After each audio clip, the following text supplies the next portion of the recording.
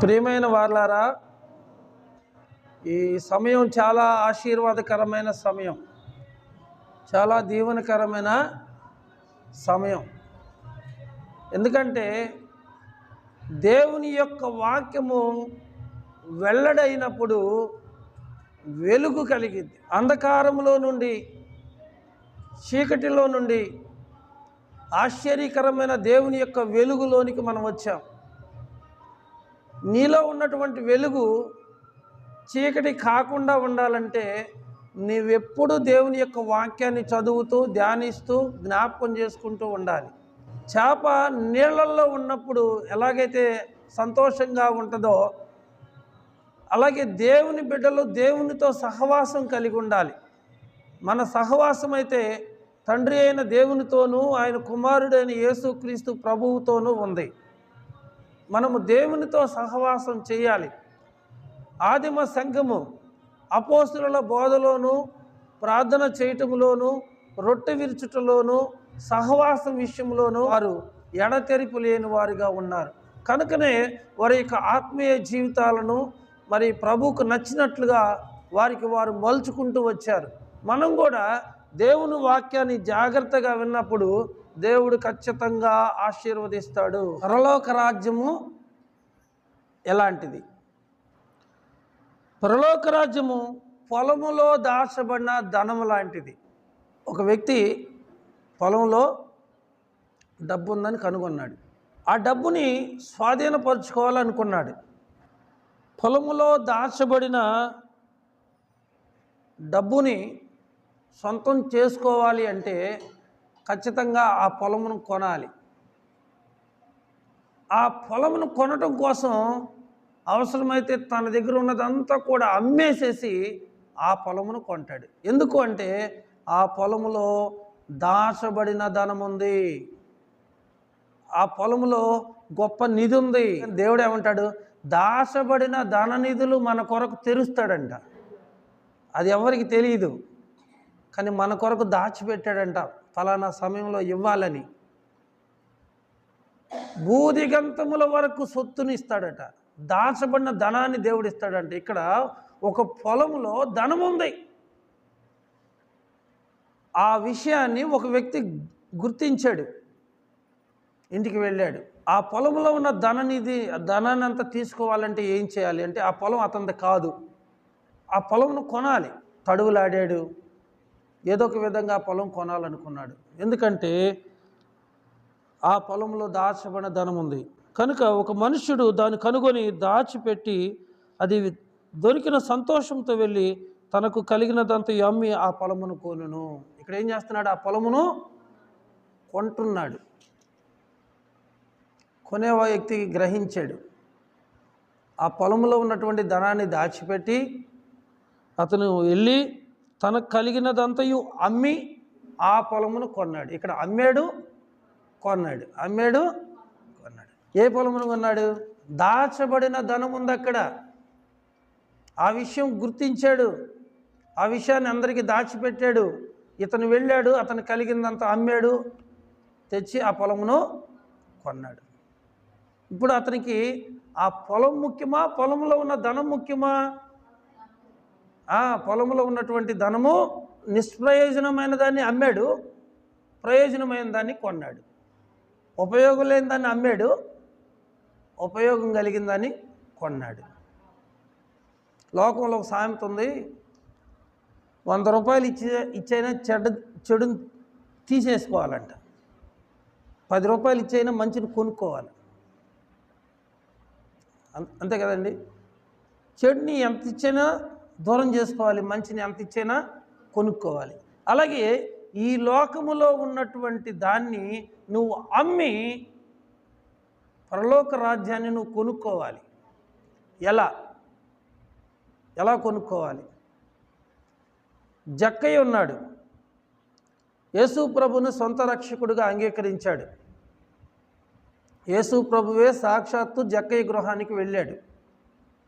జక్కయ్య అన్నాడు ప్రభుతో, ఎవని యొద్దనైనా అన్యాయంగా నేను తీసుకొని ఉంటే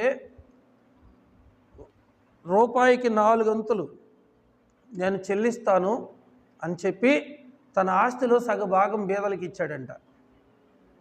ఆయన గొప్ప ధనవంతుడు. ఆయనకున్నటువంటి ధనం ఏం చేశాడు? అన్యాయంగా తీసుకున్న వారందరికీ రిటర్న్ చేశాడు. తన ఆస్తిలో భాగము బీదలకు ఇచ్చేసేసాడు. ఇప్పుడు ఈ లోకపరమైనటువంటి ధనము ఆయన దగ్గర లేదు. ఆయనకున్న ధనం ఎవరంటే యేసయ్యే. ఆయనకున్న ధనం ఎవరు? యేసయ్య కోసం ఏం అమ్మాడు? తన బిల్డింగ్ అమ్మేసేసాడు, తన ప్రాపర్టీస్ అమ్మేసేసాడు, తన దగ్గర ఉన్న డబ్బంతా కూడా అమ్మేసేసాడు. అన్నీ ఇచ్చేసేసి ఏమీ లేనివాడిగా ప్రభు ఎదుట నిలబడ్డాడు. హల్లెలూయా. పొలాన్ని కనుగొన్నాడు. ఆ పొలంలో దాచబడిన ధనాన్ని కనుగొన్నాడు. తన దగ్గర ఉన్నటువంటి ప్రాపర్టీస్ అన్నిటికంటే కూడా చాలా ప్రాముఖ్యమైన వాల్యుబుల్ ప్రాపర్టీ అని గ్రహించి తన దగ్గర ఉన్నదంతా కూడా అమ్మిన వెల తెచ్చి ఆ పొలాన్ని కొన్నాడు. ఇక కొనుక్కుంటే అది మనదైద్దా కాదా? ఇప్పుడు జక్కయ్య యేసు ప్రభువుని సొంత రక్షకుడుగా అమూల్యమైన ధనముగా యేసయ్యను పొందాడు. అమూల్యమైన ధనముగా యేసయ్యను పొందాడు. బేతనీయ మరియ సేరున్నర అత్తరు, అచ్చ జటామాంస అత్తరు సేరున్నర అంటే దాదాపు మన భాషలో చెప్పాలంటే 3 కేజీల కంటే ఎక్కువ. 3 కేజీల అత్తరు తీసుకొచ్చి యేసయ్య మీద పోసేసిందట. కొంచెం సెంట్ అట్ట రాసుకుంటేనే ఎంతో స్మెల్ వస్తుంది. అంత అత్తరు పోసిందట. అనేక మంది కోపపడ్డారు ఆమె మీద.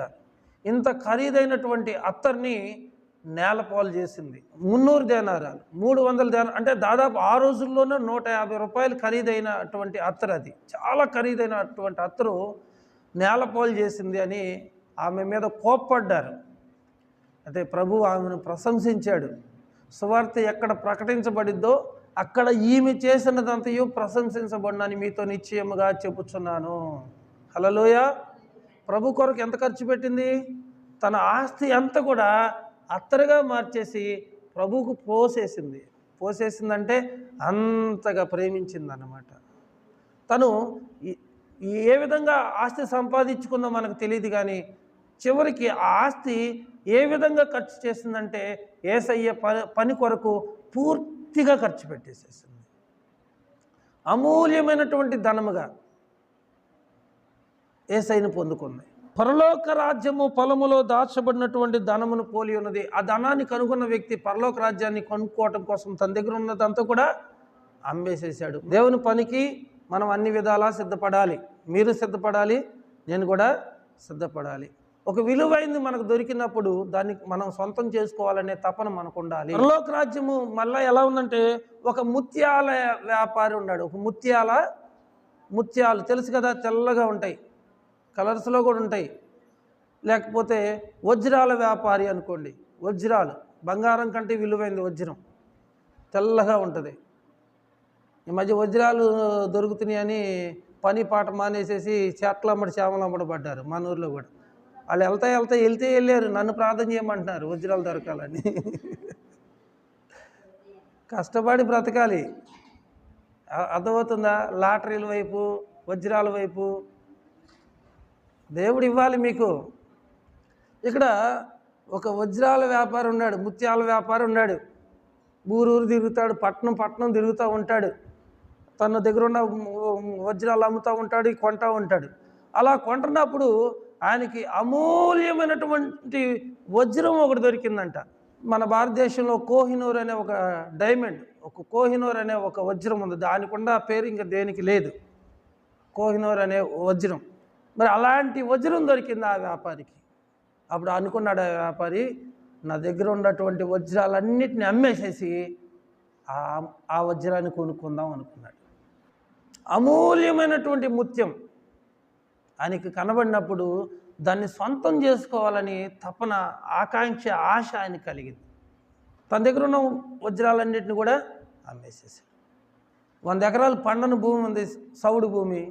1 ఎకరం సారవంతమైన భూమి ఉంది. నువ్వేం చేస్తావు? ఆ 100 ఎకరాలు అమ్మేసేసైనా సరే సారవంతమైన భూమి 1 ఎకరమైనా కొనుక్కుంటావు. దేవుని వాక్యం తెలియజేస్తుంది, నెమ్మది లేకుండా విస్తారమైన ధనం ఉండుట కంటే యెహోవా యందు భయభక్తులు కలిగి కొంచెం ఉండుట మేలు. ఎంత మేలు? కొంచెం ఉండుట. విస్తారమైన ధనము, నెమ్మది లేకుండా విస్తారమైన ధనము ఉండటం కంటే. అందుకని దేవుని వాక్యం ఉంది, ధనవంతుడికి తన ధన సమృద్ధి వలన నిద్రపడట్లేదంట.